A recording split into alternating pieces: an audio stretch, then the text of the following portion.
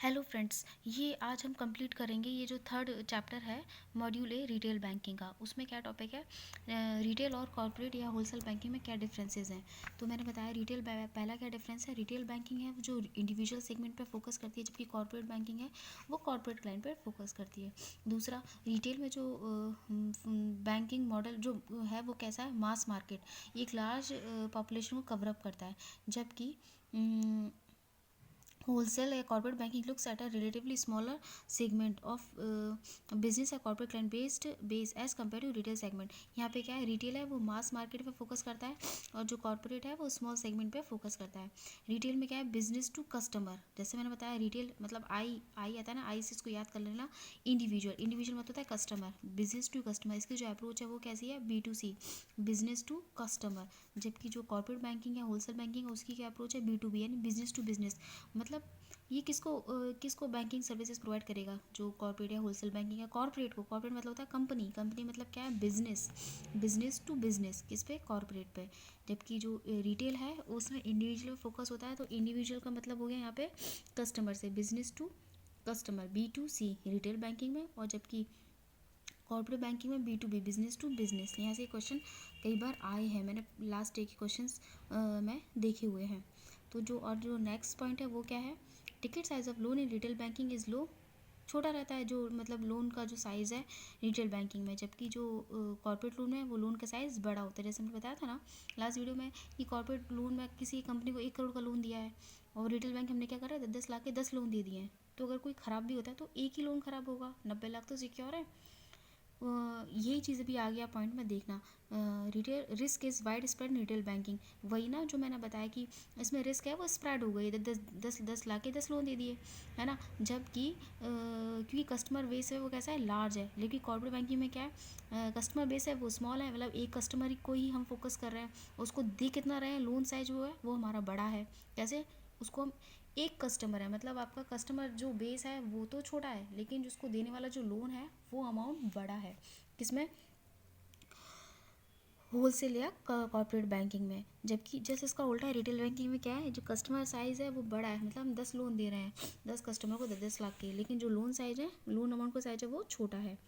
ठीक है, तो रिस्क किस में ज़्यादा है, कॉर्पोरेट या होलसेल बैंकिंग में रिस्क ज़्यादा है। Returns are more available in retail banking as spread are more for different asset class and retail. मतलब इसमें रिस्क कम है और रिटर्न ज़्यादा है, किसमें, रिटेल बैंकिंग में, जैसे इसका अपोजिट है होलसेल बैंकिंग में।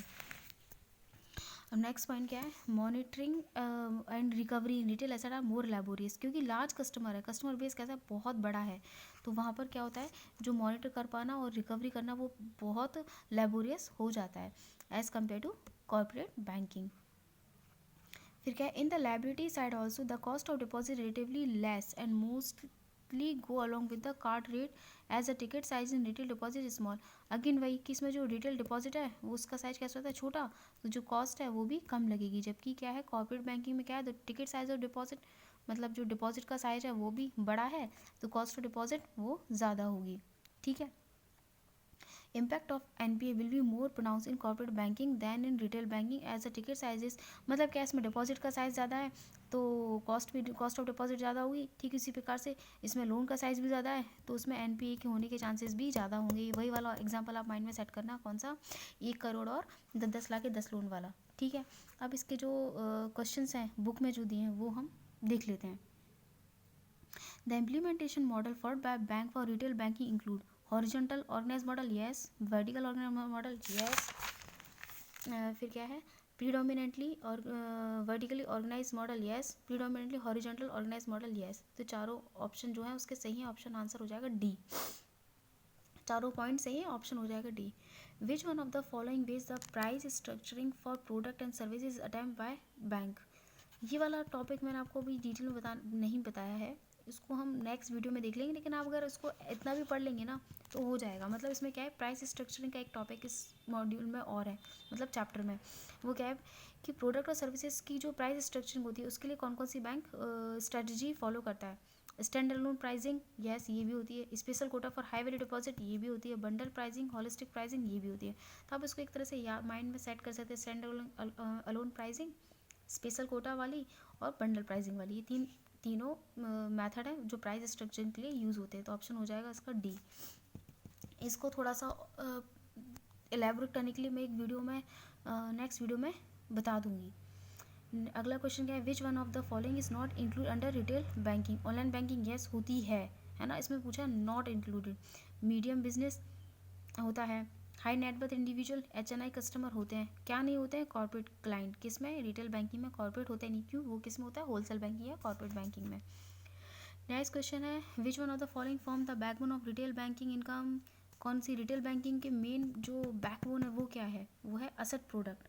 एसेट प्रोडक्ट मतलब होते हैं आपके housing loan, car loan, vehicle loan, auto loan, personal loan, ये सारे किस में आते हैं, एसेट प्रोडक्ट में। यही आपकी क्या होती है, backbone of retail banking income. Bank को इनकम कहाँ से जनरेट होती है, लोन से, क्योंकि लाइबिलिटी तो उसको इंटरेस्ट उस पर देना पड़ता है, इंटरेस्ट मिलता है कहाँ से, एसेट प्रोडक्ट से। तो जो बैकबोन है वो क्या हो गया, एसेट प्रोडक्ट, किसकी, रिटेल बैंकिंग की। Under which category the sale of insurance product falls. मैंने बताया ना कि इसमें कौन सी कैटेगरी में, एक तो रिटेल लाइबिलिटी में आ जाता है आपका अकाउंट ओपनिंग वाला, डिपॉजिट वाला, रिटेल एसेट में आ जाता है आपका लोन प्रोडक्ट, और अदर रिटेल प्रोडक्ट में आता है आपका सेल ऑफ इंश्योरेंस, मतलब वही आपका बैंक इंश्योरेंस होता है ना, life insurance policy, card, ATM card, debit card, mobile banking, ये सारे आते हैं अदर रिटेल प्रोडक्ट में। तो इसका आंसर हो जाएगा ऑप्शन नंबर सी। इसी वीडियो में मैं आपको एक केस स्टडी है, दो केस स्टडी, क्या मतलब जो मैंने अभी आपको समझाया ना, प्रोसेस मॉडल और ये बिजनेस अप्रोच, उसी पर एक क्वेश्चन NS सूर की बुक में दिया हुआ है, तो देख लेते हैं। बहुत ही आसान है, अगर वो कॉन्सेप्ट हमें माइंड में सेट है तो यहाँ से हम ये क्वेश्चन तीनों सॉल्व कर सकते हैं। देखने में जोड़िए बहुत लंबा पैराग्राफ सा दिख रहा है, पर ये वही है जो मैंने आपको अभी लास्ट वीडियो में बताया है। चलिए देखते हैं। As per a study conducted by a research group, retail business process structure of bank was observed as under। पहला क्या है, PSB use structure comprising different process model for different product, offering end-to-end solution। दूसरा क्या है, private bank use structure providing functionality across product with customer database orientation and centralise customer database used across product. Some bank use structurally mostly product oriented with common customer information for some product. And दूसरा last है, some use structure where common customer information is available for most of the product. अब यहाँ से question क्या बनता है, based on technology and common interface capability of bank answer the following question. Private bank use, private bank की line कौन सी है, ये वाली। प्राइवेट बैंक यूज़ कौन सा स्ट्रक्चर करते हैं कि customer data base orientation and centralise customer data. मैंने आपको बताया था सेंट्रलाइज किसके साथ आता है, वर्टिकल के साथ, तो इसका आंसर हो जाएगा बी। लास्ट वीडियो में आपने देखा होगा वर्टिकल ऑर्गेनाइज मॉडल में क्या होता है, सेंट्रलाइज कस्टमर डेटा, इसका आंसर हो जाएगा बी। दूसरा क्वेश्चन क्या है, public sector bank use, public sector bank यानी कि PSB क्या यूज़ करते हैं, different process model for different product. ये मैंने लास्ट वीडियो में बताया था, ये जो लाइन है मतलब डिफरेंट प्रोसेस मॉडल कौन यूज़ करता है, हॉरिजॉन्टल, तो इसका आंसर हो जाएगा horizontal, option number A, horizontally organise model. Third question क्या है, प्रीडोमिनेटली हॉरिजॉन्टल मॉडल इज।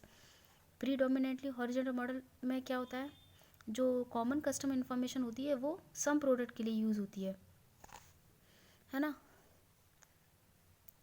इसमें ऑप्शन में क्या दे रहा है, customer base, technology base, product है ना। क्यों, क्योंकि मैंने आपको बताया था लास्ट वीडियो में, प्रीडोमिनेटली हॉरिजॉन्टल मॉडल में क्या होता है, common customer information is used for some product, तो प्रोडक्ट पे फोकस्ड है, तो उसका आंसर हो जाएगा क्वेश्चन नंबर थर्ड का ऑप्शन नंबर सी। बस ये आंसर जो हमने पढ़ा है ना वैसे उसमें वो उसको क्या पैराग्राफ के फॉर्म में बना दिया और नाम दे दिया केस स्टडी, ऐसा कुछ भारी भरकम नहीं है ना, लास्ट वीडियो में आपको बता चुकी हूँ।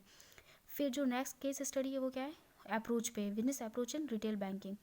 अ newly open small bank want to go for retail push in its business, various option before it, for this include.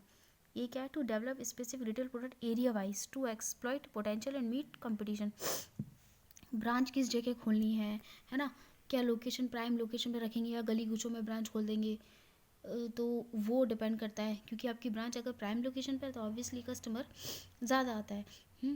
फिर दूसरा क्या है ऑप्शन, दूसरा पॉइंट है क्या, to introduce specific retail product for different category of branches से separate for rural, semi urban, urban and metro. ये जैसे ब्रांच का क्लासिफिकेशन होता है ना, रूरल हो गया, अर्बन हो गया, सेमी अर्बन हो गया, मेट्रो हो गया, तो ये उस पर बेस्ड है। तीसरा क्या है, to position branches as resource centre, profit centre, priority centre, general centre, ये हो गया। अब इसमें ऑप्शन क्या पूछा है, option A fall in which type of approach. जो ऑप्शन ए है ये कौन सी अप्रोच है जिसमें ये बताते हैं कि एरिया वाइज होता है जियोग्राफी, मैंने आपको लास्ट वीडियो में बताया था, तो इसका आंसर सीधे से देखना जियोग्राफी बेस्ड अप्रोच। दूसरा क्वेश्चन क्या है, option C is more suitable in case of bank having large. Option C कौन सा, ये वाला, ये मैंने आपको बताया था जो सेंटर होता है, सेंटर कौन सी अप्रोच होती है, profit centre, priority centre, general centre, resource centre, ये सब किस में आते हैं, सेगमेंट वाले में। तो large network in different region, ये इसका आंसर ये हो जाएगा। फिर तीसरा क्या है, option B is part of which of the following approach. Option B मतलब हो गया आपका ये वाला, to introduce specific retail product for different category of branches से सेपरेट रूरल सेमी अर्बन और मेट्रो। ये क्लासिफिकेशन बेस्ड अप्रोच होती है कि आपका ब्रांच को किस टाइप से क्लासीफाइड किया गया है, रूरल है, अर्बन है, सेमी अर्बन है, मेट्रो है। तो जो हो गया क्लासिफिकेशन बेस्ड अप्रोच, ये बस हो गया, ये केस स्टडी बना के दे दी उन्होंने। बाकी हम नेक्स्ट जो केस स्टडी हैं काफ़ी सारी हैं इसमें, होम लोन पे है, व्हीकल लोन पर है, ईएमआई कैलकुलेशन पर है, उसको हम नेक्स्ट वीडियो में कवर अप करने की कोशिश करेंगे। Okay, thank you.